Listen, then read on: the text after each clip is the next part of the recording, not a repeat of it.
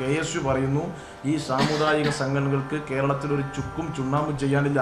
ഈ സാമുദായിക സംഘടനകൾ കേവലം ഉത്തരം താങ്ങി പല്ലികളും എട്ടുകാലി മമ്മൂഞ്ഞുകളുമാണ്.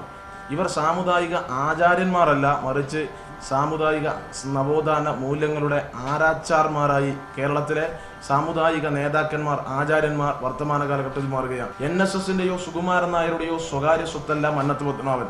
അദ്ദേഹം നവോത്ഥാന നായകനാണ്. ആ മന്നത്ത് പത്മനാഭൻ എന്ന് പറയുന്ന മഹാനായ നവോത്ഥാന നായകനെ സ്വകാര്യവൽക്കരിക്കാൻ, സ്വകാര്യ സ്വത്താക്കി മാറ്റാനാണ് സുകുമാരൻ നായർ ശ്രമിക്കുന്നത്. മന്നത്ത് പത്മനാഭൻ എന്ന് പറയുന്ന മഹാനായ നവോത്ഥാന നായകൻ നടന്നുപോയ വഴിയിലെ മണ്ണ് വാരി മുത്താനുള്ള യോഗ്യത പോലും ഇന്ന് യഥാർത്ഥത്തിൽ NSSന്റെ സെക്രട്ടറിയായ സുകുമാരൻ നായർക്കില്ല. മഹാനായ ഈ മന്നത്ത് പത്മനാഭനും മാന്യനായ നാരായണ പണിക്കരും ഇരുന്ന കസേരയിൽ കയറി ഇരുന്ന് മാന്യന്മാരുടെ മുഖത്ത് കോലം വരയ്ക്കുന്ന ഒരു കോമാളിയായി സുകുമാരൻ നായർ എന്ന് പറയുന്ന NSSന്റെ സെക്രട്ടറി എന്ന് മാറിയിരിക്കുകയാണ്.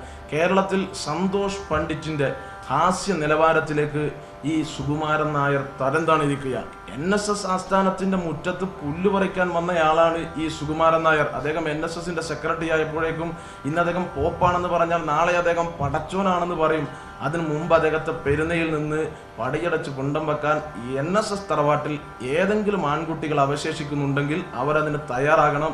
ഈ പറയുന്ന സുകുമാരൻ നായരെ ചെവിക്ക് പിടിച്ച് പുറത്താക്കാൻ NSS നേതൃത്വം ആർജവം കാണിക്കണമെന്ന KSUവിന് ആവശ്യപ്പെടാനുള്ളത്. സുകുമാരൻ നായർ നടത്തുന്ന പ്രസ്താവനയ്ക്ക്, ഇവിടുത്തെ ബിഷപ്പ് നടത്തുന്ന പ്രസ്താവനയ്ക്ക്, വെള്ളാപ്പള്ളി നടത്തുന്ന പ്രസ്താവനയ്ക്കൊക്കെ ഇവർ കുടിക്കുന്ന ചായക്കോപ്പക്കകത്ത് പോലും ചലനമുണ്ടാക്കാൻ, ഓളമുണ്ടാക്കാൻ കഴിയില്ല എന്ന് തലക്കകത്ത് ആൾതാമസമുള്ള എല്ലാവർക്കും ബോധ്യമുള്ളതാണ്. ഇന്ന് മാഫിയ തലവന്മാരെ പോലെ രാഷ്ട്രീയത്തിൽ ഇടപെടുന്ന മതമേലധ്യക്ഷന്മാർ, അവരോട് ഞങ്ങൾ പറയുന്നു, നിങ്ങൾ ഈ ലോകസഭാ തെരഞ്ഞെടുപ്പിൽ നിങ്ങൾക്ക് അത്ര ശക്തി ഉണ്ടെങ്കിൽ ഈ ലോകസഭാ തെരഞ്ഞെടുപ്പിൽ സ്വന്തം സ്ഥാനാർത്ഥിയെ മത്സരിപ്പിച്ചുകൊണ്ട് നിങ്ങളുടെ ശക്തി ഈ ലോകസഭാ തെരഞ്ഞെടുപ്പിൽ തെളിയിക്കാൻ KSU നിങ്ങളെ വെല്ലുവിളിക്കുക.